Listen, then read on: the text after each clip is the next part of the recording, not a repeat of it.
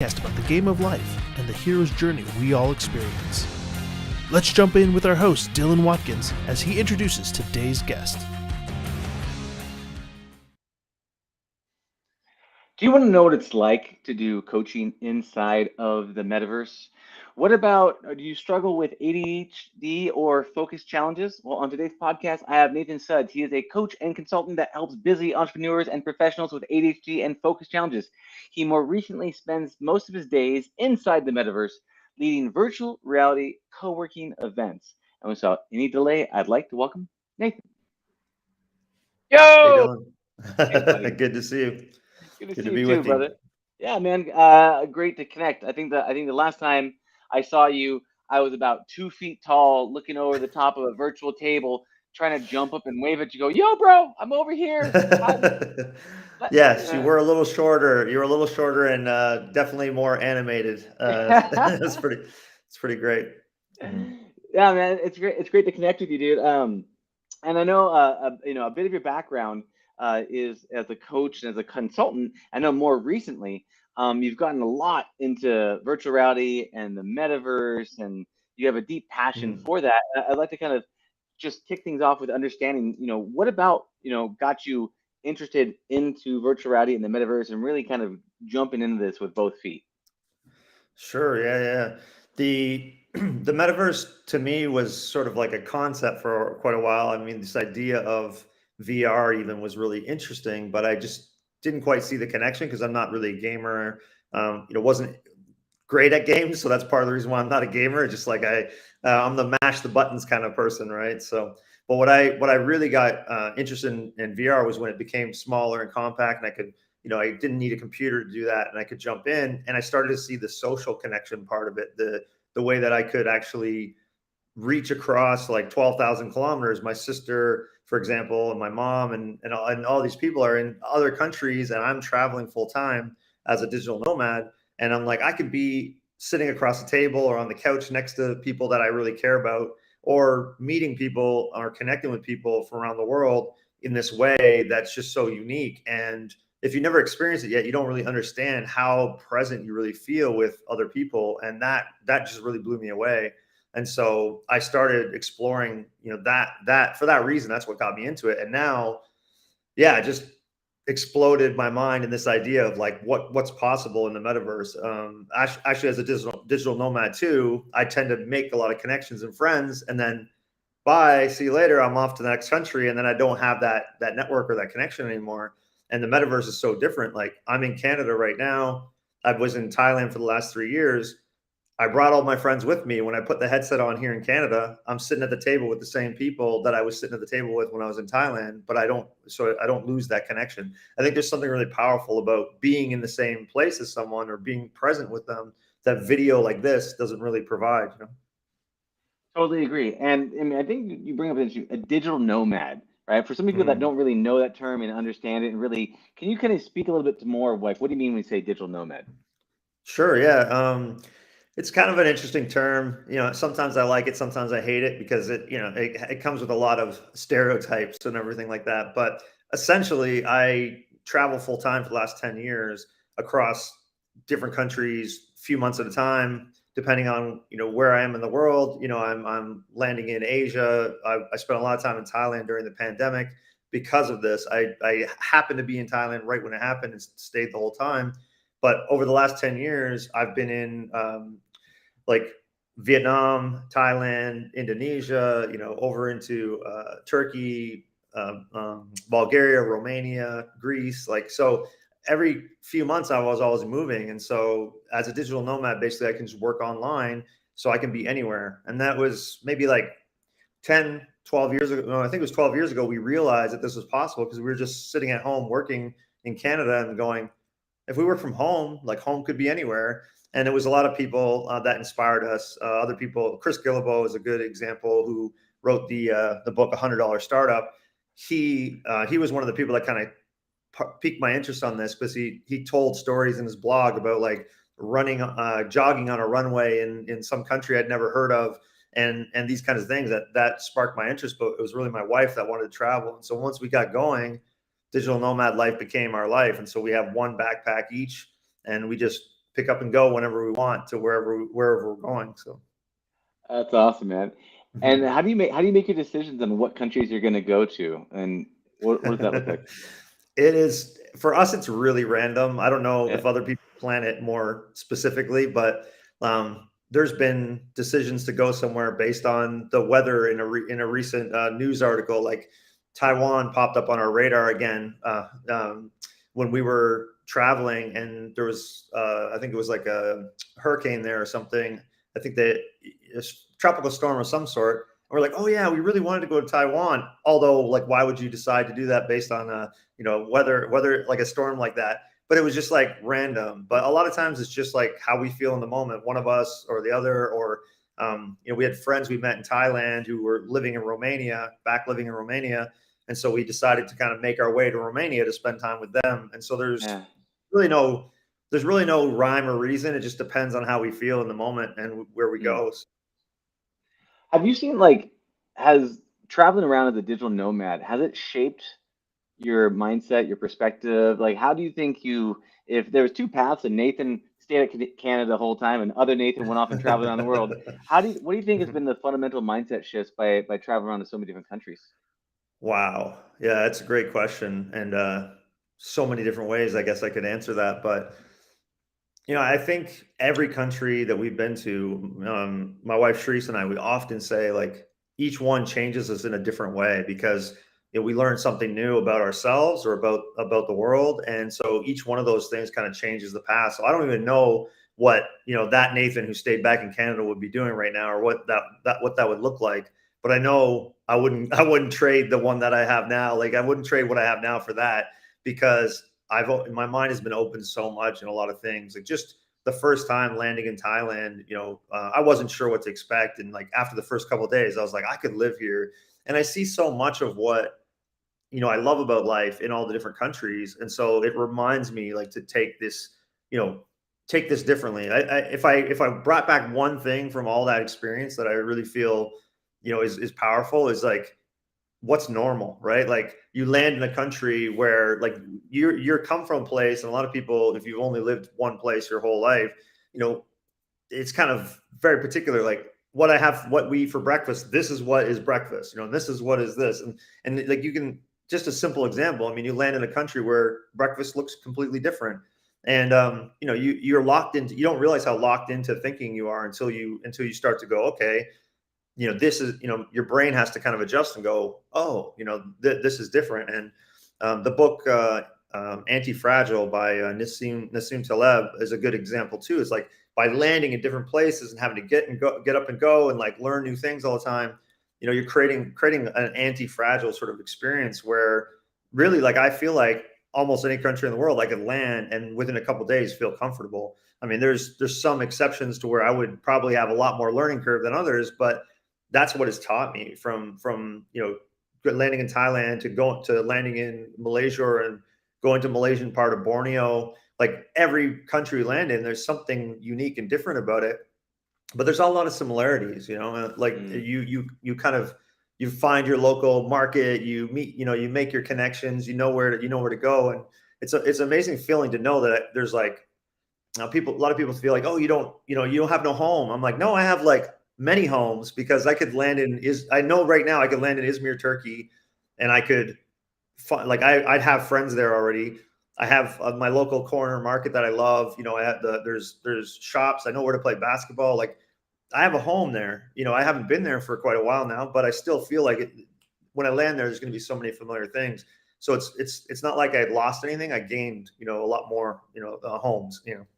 That's beautiful. So it kind of expanded what was possible in your reality, and then you realize that kind of in terms of like fragility of a situation is the fact that you're not gonna, if you go into a new country, a new place, it's not like, oh, I'm scared, I'm alone, I'm afraid, I don't know what to do. You can kind of get in and get settled in, Yeah. pretty well. Have you ever had any close calls, whether with government, life or death, or anything else that comes to mind because I imagine on these adventures, I'm sure it's not all sunshine and rainbows.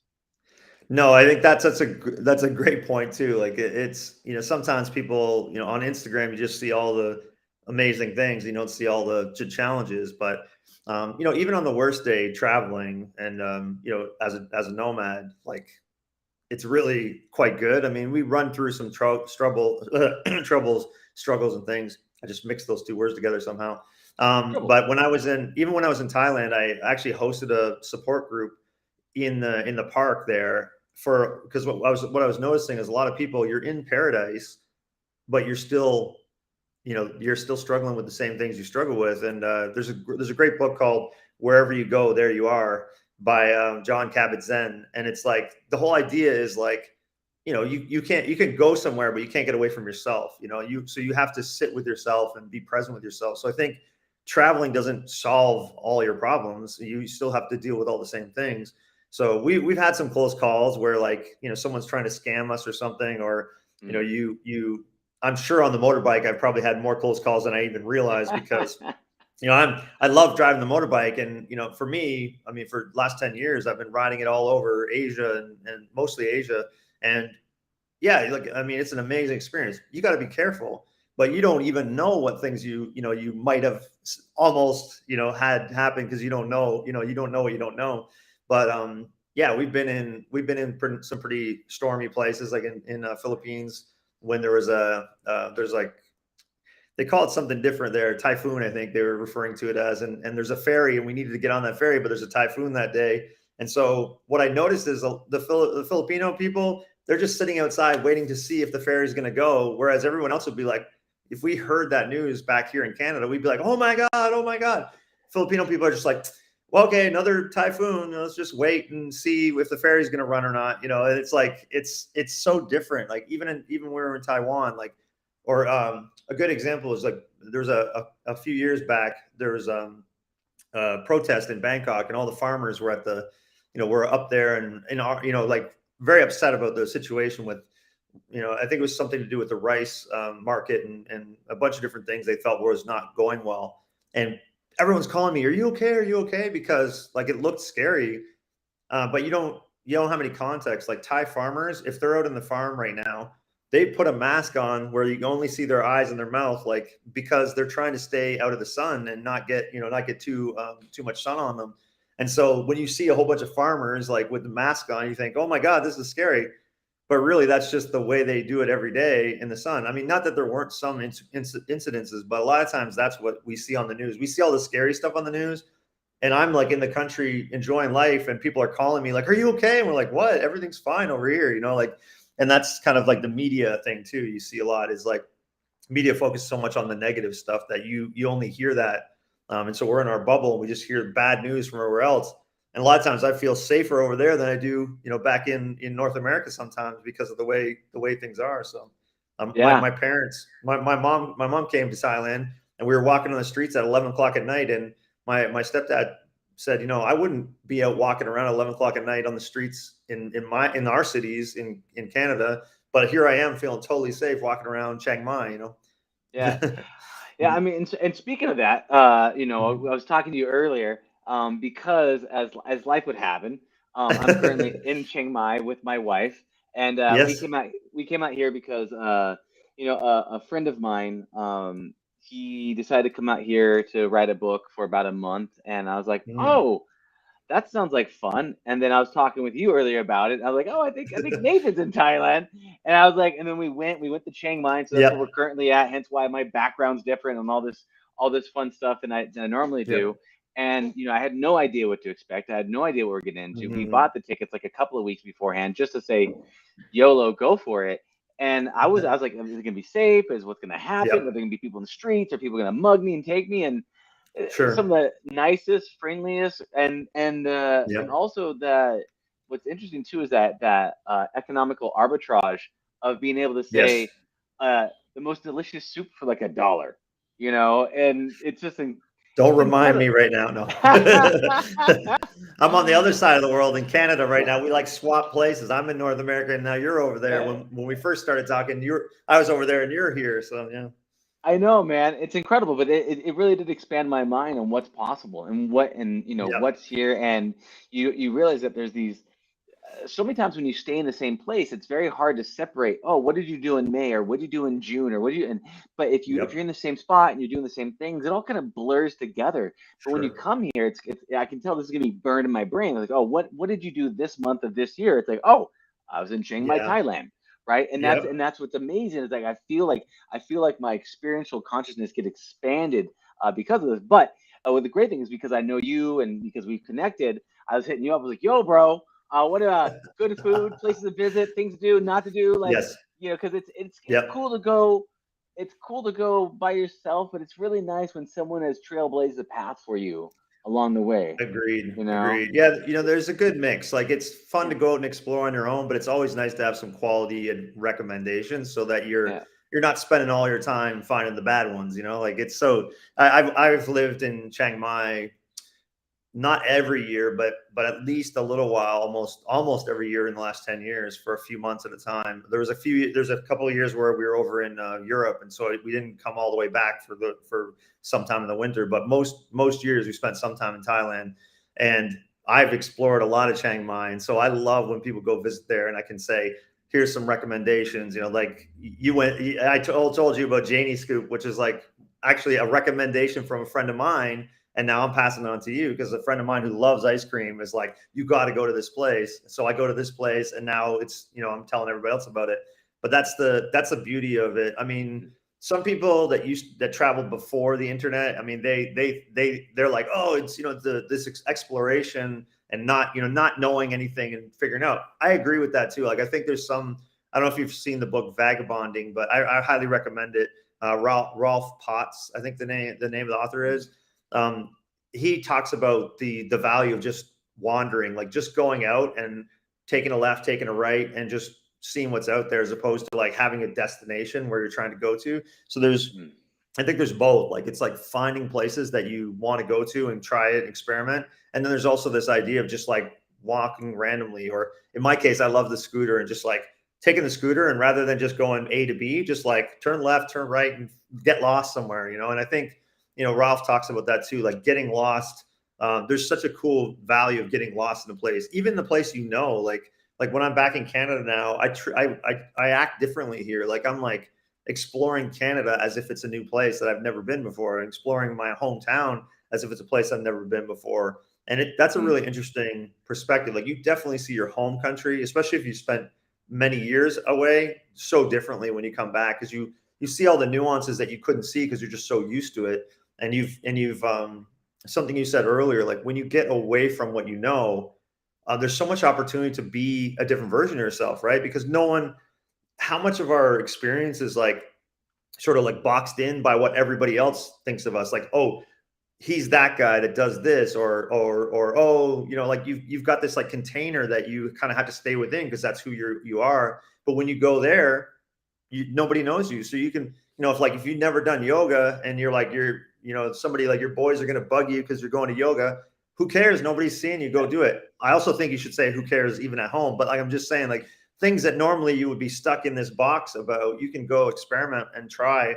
And like even my driving from being in other countries has changed so much because I'm such a Canadian driver. Like, oh, or even just like crossing the road and things like that. Like, so like, oh, letting people in, like, no, you go. And like in Asia, you can't do that because one, you throw everybody else off because they're expecting the flow of traffic to go a certain way. And if you like stop to let someone in, it throws everybody else behind you off. And also you might be sitting there waiting for a long time because you're letting everybody go because there's no window. The social construct and the whole formula is like broken when you don't follow what's happening in the current space. So like in Vietnam is another example, like crossing the road in Vietnam, essentially you just have to walk and not look at anyone, and they go around you. But if you make eye contact, then you're screwed because you're like, okay, do I go or do you go or whatever? And so as a Canadian, I'm like looking to see if I should go or not. And Yeah. in Vietnamese people, they just walk across and everybody goes around them, like, and you kind of have to Well, understand these things.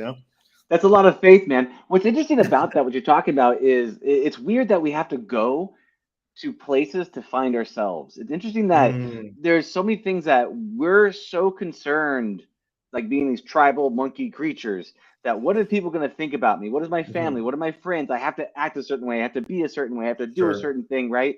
And then and it seems Yep. funny because like you have this person, like you're this like person, and you got this like Sure. social layer on top of you, right? But then you Yeah. you go to other places like Thailand or Vietnam or wherever the places you're going, Yep. and you get to try on these things like a coat, like a new outfit. Yeah. You put it on, Yeah.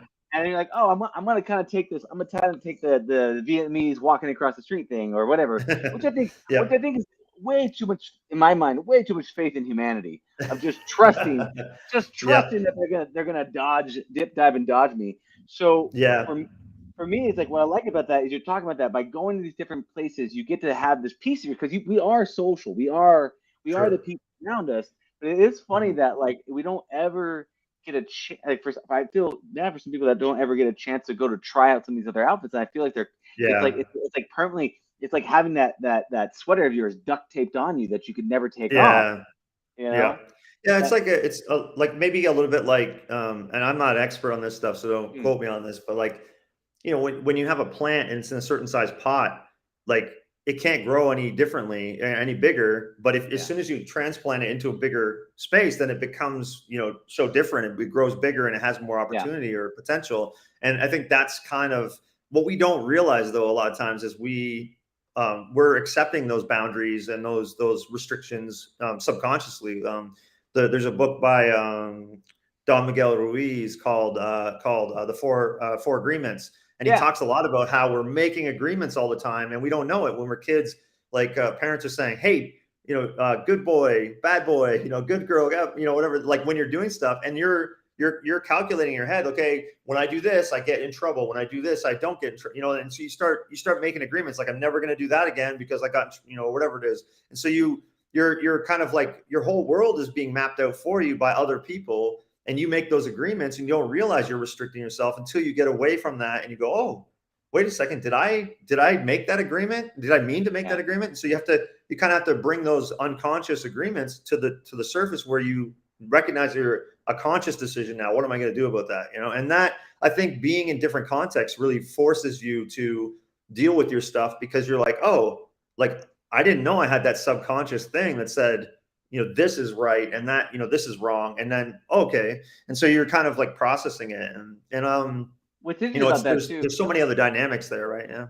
Yeah, and if you look at that too, is it's not only true with you have the subconscious agreements that you do with yourself Mhm. and with the people in the world around you. If Mhm. your subconscious agreement is, and there's these predictions, right? Yeah, you hold the door open for somebody, or you're willing, you Mhm. take out the trash, or whatever these agreements are, and you have them, and you have these self judgments, and you have these judgments about other people, and some people may not even have or know or aware of these agreements that you're having, but you're taking your own Yeah. model and putting it on people. And what another thing about I think is really interesting too is that people there's all these hidden permission slips, right? And if you think about this, like, oh, Mhm. some people they have to sage a house. Somebody has to they've got to like dance in a circle. Some people have to, if I'm gonna go to Vegas, I immediately have to start to gamble, whatever it is. But they have these different things that Mhm. like permission slips and Mhm. everyone's always giving themselves permission slips in different forms, and it might just be the Yeah. fact that I had a friend who smoked cigarettes all day long, but what Mhm. he'd always have a salad before every meal, and I was like, wait a second, those don't balance each other out, man. But in his mind, it was Yeah. his permission slip. He said, but I'm having a salad every Yeah. day. Yeah. Yeah, I And mean, it's it's interesting. the story, right? Like Yeah. when we talk about the hero's journey, there's Mhm. there's a Joseph Campbell has this saying, like, if it's all made up, why not make up the most helpful story to yourself? I believe it's him that says this. And a lot of times we don't recognize that the story that we're telling ourselves is the thing that's limiting us, right? Yeah. Like that's the thing that's limiting us. I deal with my coaching work with people. What I see a lot of times is people like myself that are neurodiverse or creative people who have a very different way of doing things. They're often trying to follow the quote unquote right way to do things, and what they're doing is trying to fit themselves into somebody else's program. Like, okay, you got to get up at 5 a.m. and do this, and then you got to do that, and you got to do this, or even just like not accepting yourself, right? Is part of this whole problem. Is like, okay, I have to accept who I am and how I operate and what I do. Otherwise, I'm just going to keep fighting against myself. And that's a lot of the work I do when I'm coaching, which is a lot of the stuff I see while traveling in my own self. Like I'm working on myself while I'm noticing it. It's like, okay, a lot of my coaching clients who have ADHD, they know that they can get the thing done at the last minute when the adrenaline kicks in and all Let's cylinders are go. firing, right? Yeah, it's like, let's do this. And they get the whole thing done in like an hour or something that they've been stressed about for like 3 weeks. And every day, they're dealing with this situation where like on the back of their mind is like, I need to do that project. I really should do that project.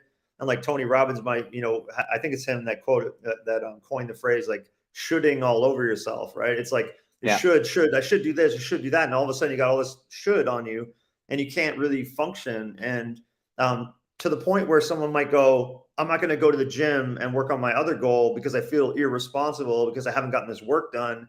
And so then the health suffers, your mental health suffers. And then like at the last minute, get the thing done anyways. And so coming back to your comment about the permission slip.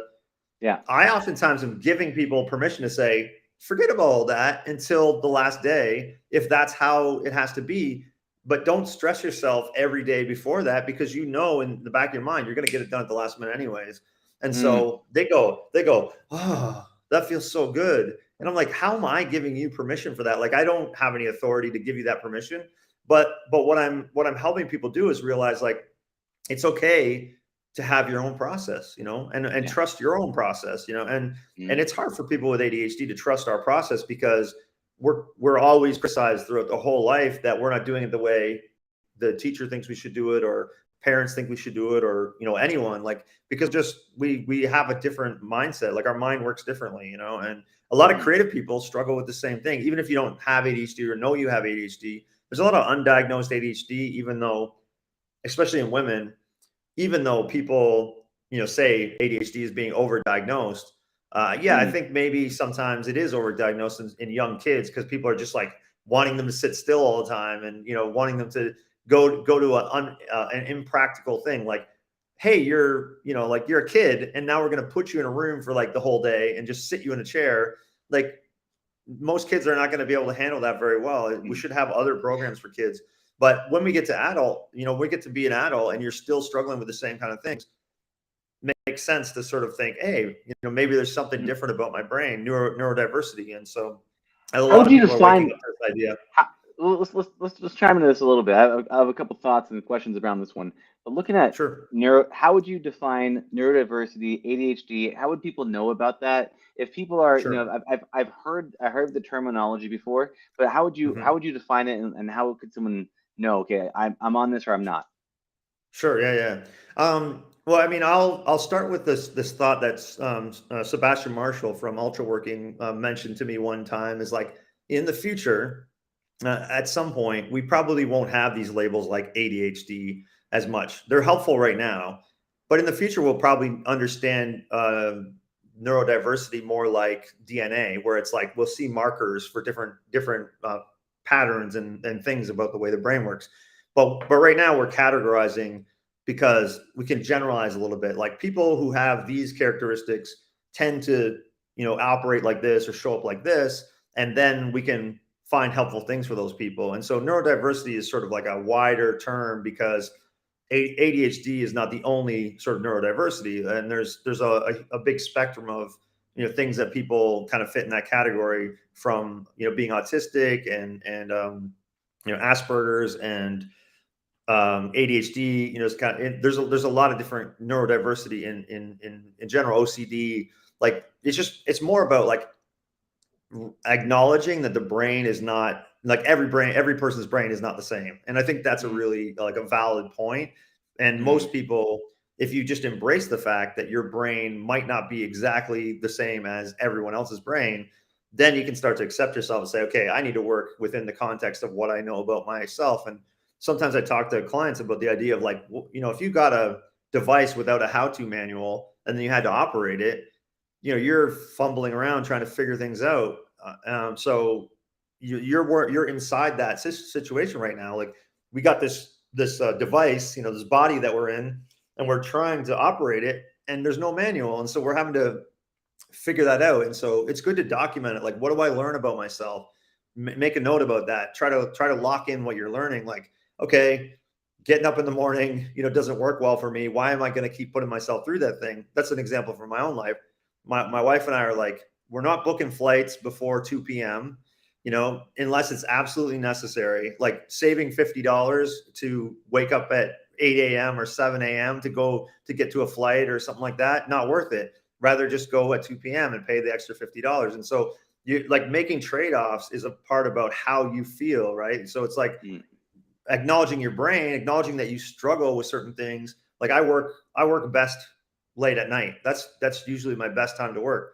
So rather than be frustrated with myself that I can't work in the morning, I just restructure my life so that I can stay up late and do my work and not be negatively impacted. If I know I need a certain amount of sleep, but I also like to stay up late. Okay, then don't take a job that requires me to get up at 5 a.m, to get to work and then just be burning the candle all the time or be dealing with it all the time. And so, maybe this is like a good opportunity to say one of the things that Sharice and I have really focused on for the last probably 10 years is this idea of designing your life, where you're actually looking and say, design a life that demands what you want to give. So if your life isn't working for you right now, it's like, okay, how can I start to design a life that does work for me? And that starts with self-acceptance, right? It's like, okay, I have to accept that these things aren't working for me. And then I have to say, okay, what would work for me? And how do I get into a place where that is the case? And, one day I said to Sharice, like, oh, if I could get paid to talk, that would be much better because I'm not great at deliverables. Like, creating documents and sending them and things like that. That's not my thing. But if I can get on a phone call and talk to someone and that's where I make money, that would be helpful, right? That would be great for me. And then I was like, okay, well, how do we make that happen? Like, how do we do these kinds of things? And so just kind of moving into those spaces. So I could keep going on this topic, so I'll stop. Well, I think it's great. No, it's great, and I think it's awesome. And looking at one of these pieces here, you're talking about this is let's start with the ADHD. In terms of that, how do people know if that's something that they struggle with? How do you put that on the radar and say, okay, because I know you're talking all brains are different, right? We have. But what are some signs to show you? Because you say you should primarily help people in that type of area, neurodivergent people that have ADHD, right? So how do people know that this is some signs that you might have it? Right. I mean, there are tests online. You can actually go, talk to your doctor about these kind of things, but maybe we can start in a little bit different direction. There's a quiz called the 4 Tendencies quiz that can be really helpful, not to tell you if you have ADHD, but tell you the way that you like to work. Gretchen Rubin has these 4 tendencies, and the 2 that I'll talk about the most with my coaching clients are the rebel and the obliger. And so this could be a helpful tool for anybody, not even knowing how your brain works in the sense of like, do I have this neurodiversity? But like, what's my operational sort of method? And I have a client who's a rebel, and like, if I tell him what to do, immediately he doesn't want to do it because he's been told to do it. And so you have to, if you know that's how you are, then you can start to work with that. And by telling, first of all, like with me, he came to his coach and said, I'm a rebel. Don't tell me what to do, but help me find what to do for myself. And that's my main focus anyways. But some coaches will like tell somebody what to do.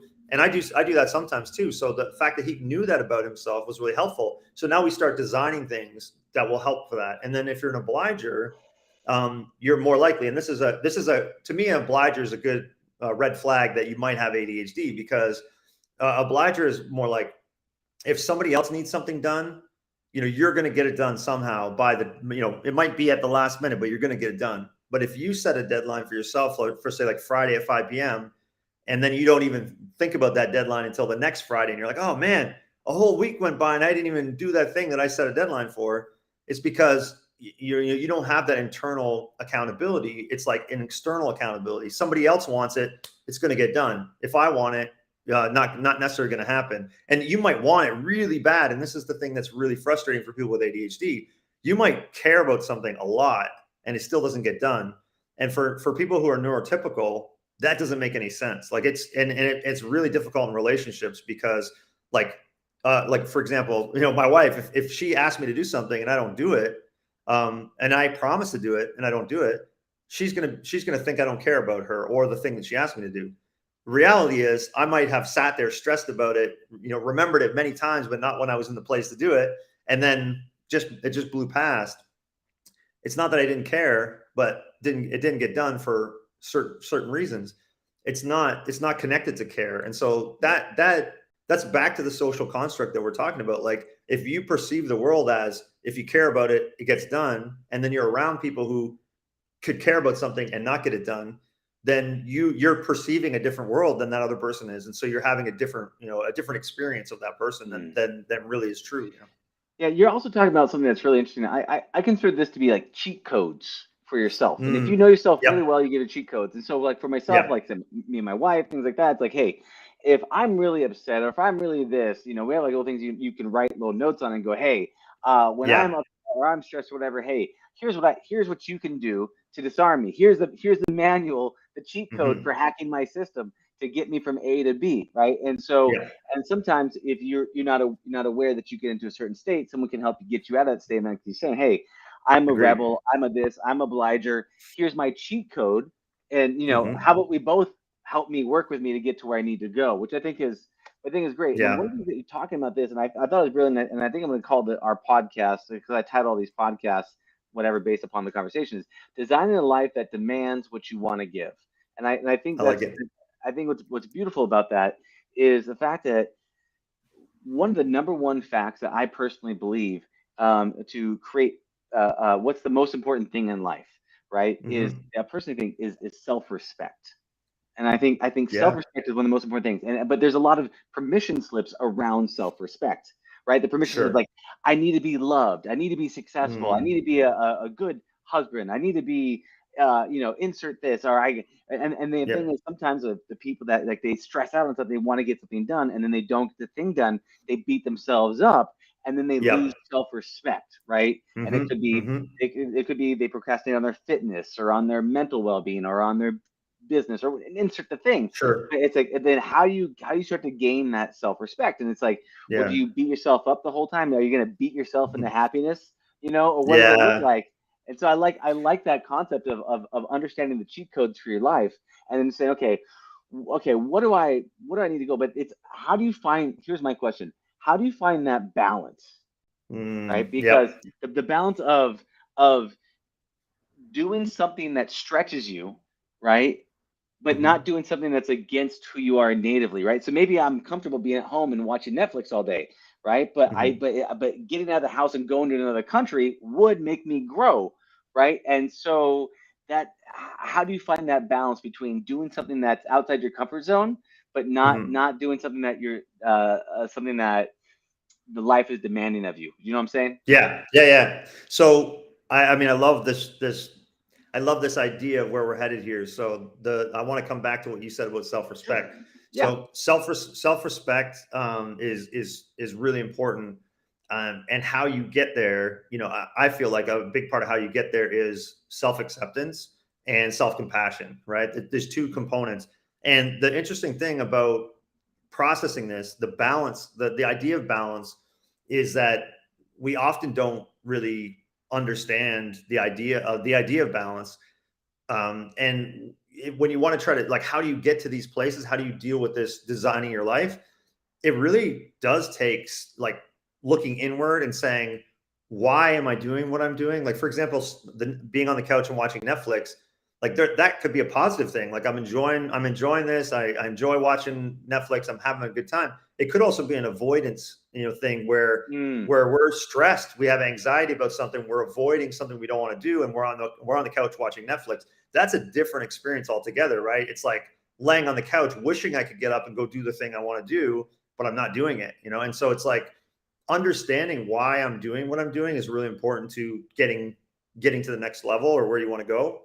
And for me, productivity is really about this idea of self-compassion, because especially for people like us who are talking about this idea of the struggle, is like, having self-compassion says beating myself up is not helpful, right? I think my wife, I think, wrote, I don't know the title of the article, but an article about, like, you're firing your inner critic, basically. And we talk about the idea of firing the drill sergeant, because honestly, the drill sergeant is not working for me personally. And I think a lot of people use it because maybe for neurotypical people, I'm not sure. I still feel like they probably could do away with the drill sergeant too.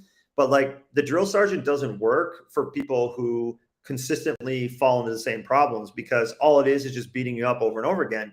And how do you get built up to where you have the energy and the feeling of like moving forward when you're getting beat up all the time? I use this kind of silly analogy, but like if I was moving tomorrow and I wanted your help, like you're the last person I should be kicking, and punching or like, bothering at the moment, because you're not going to come help me tomorrow, or you're not going to have the energy. I might even hurt you so that you can't do it, and so why do we do that to ourselves? Like the only person who's going to get that work done tomorrow is me. And if I'm just sitting there beating myself up for not getting it done, I have no energy tomorrow to get the thing done, because now I've just spent all the time, making myself feel lower and lesser and worse. And so it's like the idea of a cheat code here again is like short circuiting that somehow, finding a way to reframe it, finding a way to really put it in context. Like, why did I do what I did today? Why didn't I get any work done today? Why did I ruminate and spin around the room and not get anything done? Well, I was struggling with whatever. Stop, have some compassion, like, on yourself, like, and find a way to generate like a motto or something. Find some way to kind of connect that thought for yourself. Whenever I'm struggling, like, okay, I slept too long today. Maybe I needed that. Maybe that's what I needed to be ready for tomorrow. And people with ADHD, people with neurodiversity can recognize this a lot, but people with chronic health challenges, people who deal with a lot of stress and anxiety, there might be like a really productive day and then like 2 days where like it feels like nothing gets done, right? If you spend those 2 days just going, oh my God, I'm not getting anything done, blah, blah, blah, how are you going to feel on the third day when you need to try to work again? But if you were to like, you know what, this isn't working, like I'm not getting anything done, I'm going for a walk out on the riverside, and I live right across Detroit, right by the Detroit River here. Go out for a walk, walk around, go have a shower, take a nap, spend some time with friends, play some basketball, do some exercise, come back to the work after that, see how it feels. It's going to be totally different. But this construct of like irresponsibility causes you to stay at the computer trying to get the thing done when it's not working. And so self-compassion, self-acceptance, self-respect is saying like, I matter too. I need to take care of myself in the process. I need to figure out what really works for me. Sitting at the computer longer is not the thing that's working usually, or whatever it is you're working on is not usually the thing that works. It's like getting away from that, letting your mind open up, and then the creativity hits somewhere else. And then you come back and go, okay, I got the solution, or I got the energy, or I got the, the time. Like I've been filled up by the experiences with family or friends or whatever. And now I'm ready to do the thing again. But a lot of times we just tax people, like the healthcare industry is like a strange oxymoron. Like those people at the hospital, or like at the doctors and wherever, they're working there, all the time. It feels like, you think about the idea of like how they go to school and everything. How do we expect them to take care of us? And they can't even take care of themselves because we just put them through too much, work, too much work, time schedules and everything. Yeah. So designing your life really leans into that idea of like, not just designing a life so I can be productive, but designing a life so I can experience all of it, and I can enjoy all of it. And I'm not just like, why are we here just to work? Like that's not why we're here. Like, I don't think, like, there's much more to life than that. So anyways. Yeah. Well, looking at that is interesting too. What I was imagining when you're talking about this, like sitting at the computer going, I need to work. I'm a terrible human for not working. This is a terrible experience. Why am I doing this to my, why I Yep. always do this to myself, right? It's almost picturing, it's like you want to be, say, productive. And I imagine it like a doorway, right? And you want to get to this doorway, but what you're trying to do is you're trying to ram your head through the doorway, trying to open the door, but you don't understand that the door opens inwards. So you have to take a step back, create space, and then you can go through. So your sequence is wrong. I like right? that. Instead of trying to go through the computer, say, okay, well, that's what I was thinking about when you're talking about, oh, I'm going to go play basketball. I'm going to go for a walk. I'm going to create some space. Maybe I'm going to go, ask for help from a friend. I'm going to go do these types of things and meet up with these people and create this type of environment and know what works for you. Are you someone that works well alone in the dark, or are you someone that works like there's back in the day when I was a part of the startup, startup incubator, there's a guy who came in and taught about there's two types of people. There's rats Hmm. and there's cactuses, right? Okay. Rats, like cactuses, are people that they don't need a lot. You can just tell them what to do. They'll go off in the corner. They don't need a lot of water. They'll just be by themselves and they'll just do their thing. Mm. Rats are in the muck on top of each other, on top of everything, but they're two different styles, right? And you got to figure out what Right. works back. If you take you put a cactus around a bunch of these rats, they're just like, oh, get away from me, right? And then you take a Yeah. rat, you put it by itself, it doesn't work. And I know it sounds derogatory, but it's more of just it's No, I just get what you're saying. what's your play style, right? And Sure. understanding if you have this goal, that beating yourself up along the way is not the way to get there. It's understanding those operations and then creating space. So I like the idea. Yeah. And so for you, and I want to kind of bring it back on some of the things that I know about you in terms of you fell in love with virtual reality and Hmm. called the metaverse or whatever taboo terms you want to talk about Sure. is and now you do online co-working events inside of various types of metaverses, virtual reality platforms, and things like that, and Hmm. hosting those things. Can you talk to me about what do you do about it? What stands about you? What about you and the life you want to create is causing you to really step into this virtual reality social environments and really Hmm. do this? It's so interesting, this segue and how the conversation is going right to where we need to be. Like the thing you were just talking about connects to this so well. How you work, your work style, and what makes you feel good about the work you're doing. Like one of the reasons why I got into virtual co-working, not even virtual reality co-working, but just virtual co-working, like on video, before COVID, before the pandemic, I actually was co-working with a platform called Ultra Working, and Sebastian Marshall, I mentioned earlier, he created this platform where basically you can go in and work with other people, and they were doing like 4 hour blocks of time. And so like every Thursday for 4 hours, I would join this group, and, and they had a little bit of structure where you have like a 30-minute block where you're working, a break where you talk about how things are going and you fill out this little Google sheet they have. And then the facilitator gets you back on for another 30 minutes working and then another break. And so that structure is really helpful for me. Also, being around other productive people is helpful for me. And so that was my real introduction to co-working. I work from home a lot of times. Like I'm not a co-working space person, although I do like going there from time to time. I'd rather hit a cafe most of the time than go to a co-working space, just because like you eat the food and you sit and work, and you don't, co-working spaces are more like you're co-working, but there's not great food. Usually there's not great other stuff. Yeah. So anyways, the idea of this for me is like, I am so much more productive when I go to a different environment sometimes, like sitting in a cafe or working with other people. And the virtual world allows me to bring that to me. I can be sitting in my own desk at home. I don't have to go out. I don't have to spend money on food, and I can connect with other people. And so we started doing this on Zoom and other tools like Ultra Working. And for a few years, I worked for a startup called FocusMate that basically pairs people up one on one to do co-working sessions, which is again another thing about style. Like, do you like being around a bunch of people, or you prefer to kind of have a small group, one on one partnering? But it's so hard sometimes to organize that. Like you might say to someone, "Hey, do you have time? You want to get together and let's work together?" And someone's like, "Oh, what's your schedule look like? What's my?" And it's so hard to do. So FocusMate and these co-working setups like in rooms really make that more viable, because it's already happening. You just join. You don't have to organize it. And I got doing that on Zoom myself. And I actually do some stuff with a group called Community Co-working. And we have a Facebook group, and we do 24 hours on Friday where we just get in Zoom, and different hosts from around the world host it.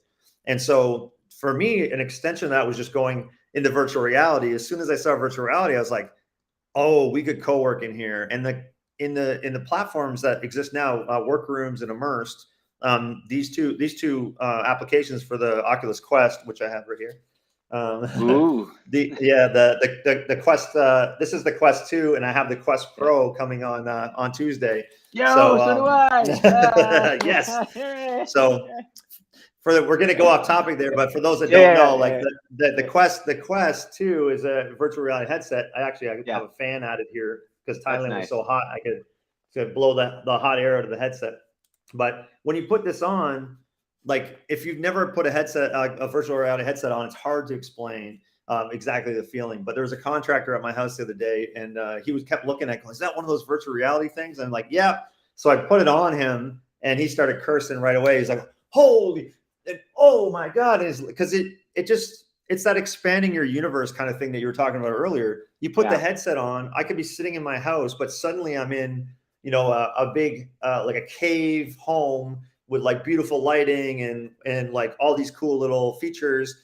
Now they've actually added functionality to bring your computer in, so I can actually be inside the headset and have 3 virtual screens up in front of me, even though I have one small laptop. And as a nomad, that's like a game changer, because that was the saddest thing for me when I started traveling as a nomad. It's like I used to have 2 big 27-inch monitors side by side, and now I have this 13-inch little laptop, and I'm always working on that. Well, now I can have that. I can have 3 big virtual screens in front of me. And so what we do in the co-working space is we go in there with our computers and the headset, and we sit next to each other. So, and again, if you've never experienced virtual reality, it's hard to explain this, but like, just like when I'm sitting here and someone's sitting next to me at the desk, it feels exactly like that in virtual reality. Like I can high five that person. And then we get started and we say, "Okay, what are you working on today?" Okay. "Oh, great. Okay, good luck with that. This is what I'm working on. Okay, let's mute for like the next 50 minutes and then we'll work together. And then at the end, let's check in and see how everybody's doing." And so, yeah, I've been hosting that with, and yesterday I hosted a meetup with like 16 people on a table in virtual reality. So the table just keeps getting bigger every time somebody joins. And so we had 16 people around this table just talking and working together. So these kinds of things really changed my life, because one, I love helping people. And so that really fulfills a lot of things for me. Just like I'm a community builder by nature. Like I never like thought, "Oh, I'm going to be a community builder." It's just like some of the time, basically what happened was I wanted things that didn't exist. And so I started creating them. And when I was in Greece, actually, I gave a talk at a co-working space there about this idea of like, the thing you want to see in the world, make it happen. Because that's like, there's probably somebody else out there going, "I wish this existed." And, they could be joining you. And so I did that. I did these co-working meetups in Athens, very similar to the virtual ones, where I basically asked them for the top level of the floor, and there's 2 tables up there, and just invited people and said, "Come out, co-work together, and just buy food to support the restaurant." And we had one big table of people that were just working away quietly, another table where people are talking.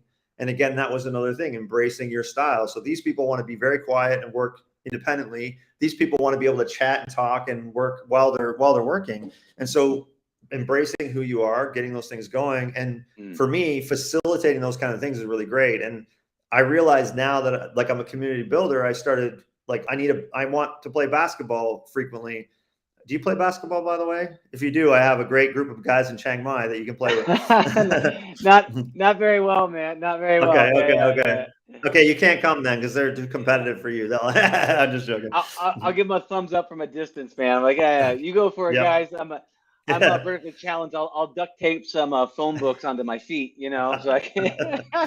Yeah. Oh, I'm not the best basketball player, but I love getting out and running. That's my exercise. So I organize those groups. Yeah. Dude, I love that. And so I want to talk about this a little bit. So recently there was the Meta Connect, right? And so now we've got this MetaQuest Pro headset coming. You have one coming in. I have one coming in. I'm super stoked on the whole topic, because one of the things that you can do with it, and I haven't tried it yet, and I was going to get your thoughts on this whole thing, is that the Meta, Facebook, whatever, they partnered up with Microsoft. And so you're going to be able to have these MetaQuest Pros on, right? And so I'm curious, like if you have like a Bluetooth keyboard, right, and a mouse and just the headset, and you're going to be able to, use like Excel and Microsoft and Teams and Zooms and all that stuff, and the workspace and all that jazz. I'm curious about, is that going to be, what are your thoughts on, is that going to be effective enough? Will you be able to just take just the headset itself, very much like this, and then go into an actual, place, into a coffee shop without a computer, and have multiple monitors set up and be able to crank away and do what you're talking about? Do you think do you think it's going to happen with the MetaQuest Pro, or do you think you're going to still need your laptop?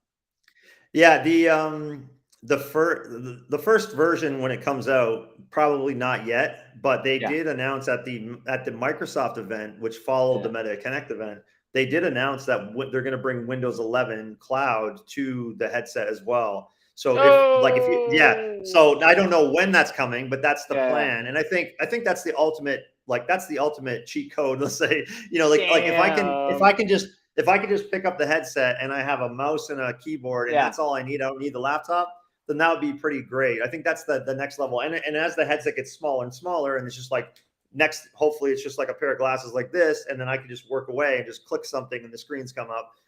That's going to be, that's going to be next level. But the first version, like for right now, I'm okay with using the laptop. What I'm excited about with the Quest Pro is the full color pass through. So for those that maybe aren't familiar with this idea, the headset usually in VR, it's like a whole digital world is around you. You are immersed into it, but then you actually are disconnected from your world here. So if my wife happens to walk by, I don't know she's walking by. If she comes and taps me, I might go, "Oh my God!" Like I'm not expecting that kind of thing to happen to me. And so with the Quest Pro, with the Quest 2 that I have now, it's black and white when I go into pass through mode. So I can in an app like Immersed, I can pull up 3 screens in front of me. They can float over top of a black and white version of my home, but then you don't really feel like you're there. You have this very disconnected feeling. But in the Quest Pro, it'll be full color, so it'll feel like I'm really just sitting in my room. And there's a great video by Marquise Brownlee, who MKHB HD. Anyways, if you look up his video, he's got a really good video of this where he takes the camera and goes into the headset and shows what it looks like. But basically, you're looking at your room, and then you put the headset on. You got 3 screens up in front of you, and you can work away on it. And you're in your room. And I have a friend, Artsy, who does world building. And the other day we were hanging out in Immerse, and I was just sitting here, and she was, in my mind, she was standing right there in my doorway, but she was, in Kentucky somewhere, on her headset. But I was just sitting, we were just sitting talking, and it was black and white pass through, but I could see my room and I could see her avatar there. And it already felt like she was like hanging out in my house. So as soon as once that's full color, the lines are blurred between what's reality and what's virtual reality when you're in your own home. And there's so many other things you can do with that, so. What's so great about that is what you're talking about this is I think this was a great, clever solution for them about how do you solve the complicated problem of augmented reality. One of the biggest problems with the augmented reality is that they're trying to fit the super powerful headset thing in these little tiny glasses, right? But we just don't got the tech part right because not yet. Because entertainment sold us a fantasy that now technology is trying to live up to, right? And we're trying to get these things to work, and it just doesn't work. But they said, "Oh, well, what we'll do instead is we're going to take this headset, and we're gonna have these cameras on the outside, and we're going to have this pass through, so it basically operates as if you have these augmented reality glasses on, but you really have the power of a VR headset." That's just kind of pretending to be an augmented reality pass through. And once I heard that, I was like, "Oh, that's brilliant! That's brilliant! It's gonna be amazing." It's gonna be amazing because you're right. What you're talking about this is you're having the sense of presence. You have the beauty of the remoteness, right? Where you can be in a coffee shop, but then you have Bobby Joe pop up in your screen. You can fist bump them like that, and and I think it's so incredible. And so I didn't know about the Windows 11 and the cloud thing, but I think it's really cool. There's a really early concept there, VROS, where what I got super excited about. If you look on YouTube and look up VROS, you'll find like somebody's concept of a headset that actually is an operating system for just using the computer, and they pull up all your separate windows on top of everything. And when I saw it, it kind of felt like fantasy. And like now, 2 years later, we're basically beginning to experience it where we can have all these floating windows. So like you said, I mean, even though we're not there yet, we're quite a ways into the place, and it seems like every day new things are being announced, like amazing stuff that we just mind blowing. Like I went from learning how to type on a keyboard when I was in school, thinking like, when am I going to even need to use a keyboard to now having a virtual reality headset on where I can transport myself anywhere in the world. I think I learned on a typewriter. And so so let me ask you this question. With all of this, with the technology, with the co-working, with the community building, with all the things that you're doing, what is your holy grail? What is your flag in the sand? Is there a mission or thing you're trying to achieve by bringing all of these things together? Wow. Yeah. I mean, I think it goes back to what we just talked about. So, you're saying you wanted to title this idea of designing a life that demands what you want to give. That's what I want. For me, when I open up my worldview and saw things differently, I just wanted to go back and help everyone else, get to that point, right? And not to necessarily say, oh, travel the world like me or whatever, but like, what is your dream? Like, what's designing your life? For you, it might be having your house exactly how you want it in a stationary place with all the right people around you, like whatever that is, whatever that dream is, or like designing that and doing it. And I think everything that I'm doing, I think is leaning into that space. Like I love coaching people. I love consulting to make products better, to make tools better. I did a lot of work on project management tools, not because I think, oh, I can't wait to get the best project management tool, but what does a project management tool unlock for you, right? It's like, if my work is managed better, then I can walk away from it and have a life. If it's not managed properly, then I'm always stressing and dealing with it. It's like David Allen from the Getting Things Done philosophy, his book. His whole thing is like, if you have a trusted system, you can get it off your mind, because your psyche is a bad place to store these things, because it's like, is now the time for that? Is now the time for that? Is now the time for that? Is now the time? Like, that's all your brain is doing all the time. But when you take it out and you put in a trusted system, and you have a trusted place to do the thing, like even for me, like having co-working on Tuesday morning, I host, and anybody wants to, they can find me on Facebook or wherever else. I host co-working on Tuesday morning from 10 a.m. to 1 p.m. And anybody can join. We go on Zoom, and this is not the metaverse side, but this is just virtual co-working. And we just sit there and work together. And having that space on Tuesday morning, or having Friday, 24 hours on Friday, that I know I can just pop in and see some friends and get some work done, changes the way I work. It changes the way I feel about the work I'm doing. And it changes the way those people feel. And to have a community of people that go, I feel like I can be myself. I feel like I'm making progress on my goals, and not only in the wins, but in the struggles, like that idea that we have a space where we can struggle together and not be judged by it, judged for it, and not have this toxic positivity where everything has to always be good. Like you said early on, like the rainbow, this idea of unicorns and rainbows or whatever it is. It's like, that's not how it is. So why do we pretend like it's that way? Twitter, I think any space in any space that I'm in, I love going on Twitter. There's some great people there, and they're telling how business really is. They're telling about the real struggles. They're showing their income. They're showing the churn of their subscribers. All these, they're just like real people talking about real things. That's what, to me, that's the most important thing. I don't care how many people follow me for the sake of following, but I care if I have something to share that people can benefit their life from. And when I found out I had ADHD at 27, I was like, I wish I knew this earlier, because it would have, really helped me. But I'm glad I didn't know, because I went on a journey that I probably wouldn't have gone if it didn't.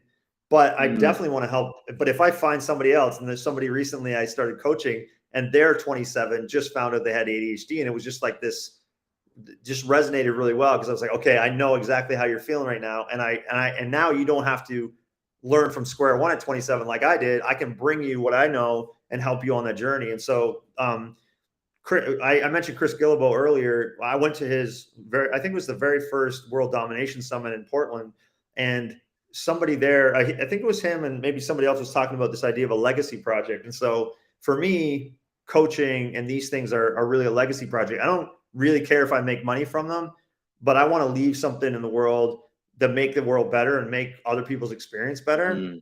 And so that's, to me, like, I mentor on a platform called Growth Mentor for the same reason, because I'm helping people on their journey, and everything I do, I think, is just really about that, helping other people on their journey, because I know how much of a struggle I've had on my journey. And so if I can, throw the rope down and help someone else, get to where they need to go, even better, So Yeah. if I don't know what my flag is in that whole conversation, but really just this idea of like helping other people and bringing other people forward with me, What's interesting is, so from what I heard of it, it was, sounds like the Holy Grail you talked about. The first thing it said was designing a life that demands what you want to give, and really helping other people get along the Do same that. path, Yeah. right? And if that's the case, if that is the Holy Grail, what is the dragon? What is the thing that is so difficult to overcome for you? Hmm. Oh, that's an interesting one. Just being completely honest, the struggle for me is I love helping people so much that sometimes to my own detriment. Like I don't like I've been trying to learn how to receive more recently. When someone says, "Oh, I'm crying now," I'm like getting emotional. But like when someone says, "Hey, I'm gonna send you some money," and I'm like, "You don't have to do that." I'm like, why? I always tend to be in that state where I'm always like, I just want to give, and I don't want people to misunderstand my intentions. That it's like, because and especially in coaching, this is my frustration with the coaching world is that there's so many like these high ticket, sales kind of coaches where it's like they manipulate people into spending a lot of money to get coaching, and they don't not necessarily good at it. Sometimes they are, like I feel like I'm not the best coach in the world, but I really do want to help people.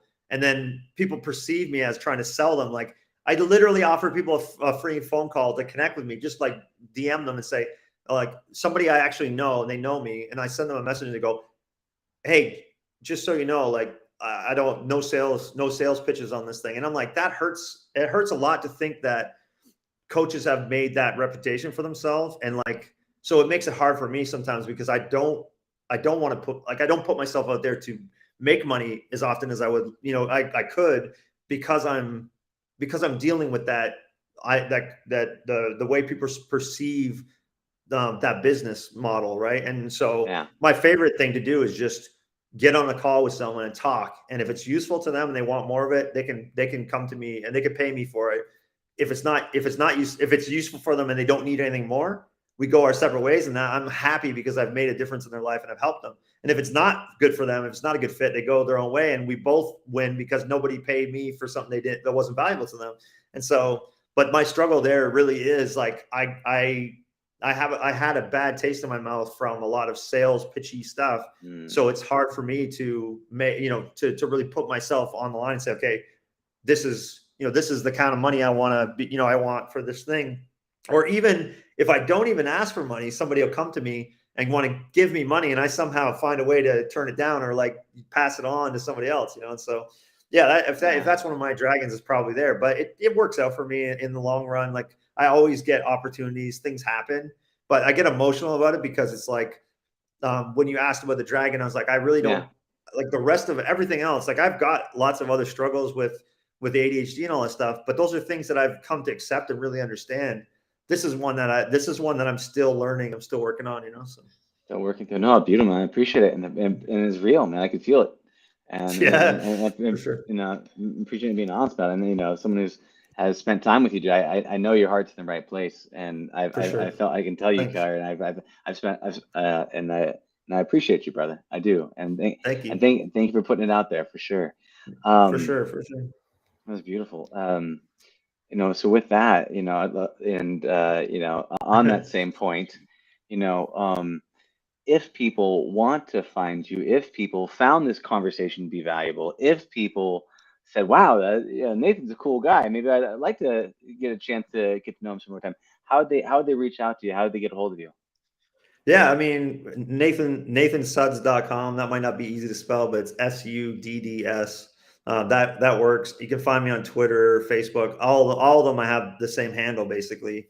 In the metaverse, my handle is Nathan Sudo, so Sudo, so Yeah, NathanSudo. And yeah, find me in any of those places. And I love coaching. I love talking to people, and I mean it. Like I love a powerful conversation with someone. No exchange of money needed. I'll do that all day, any day.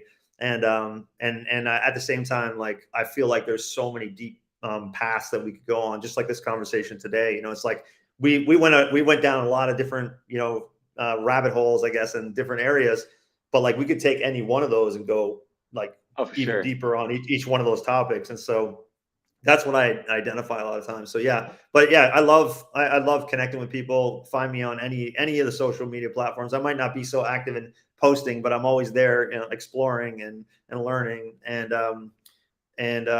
yeah, I mean that's I don't know what else to say. That's good. Perfect. My Yeah, handle is the same. yeah. Yeah.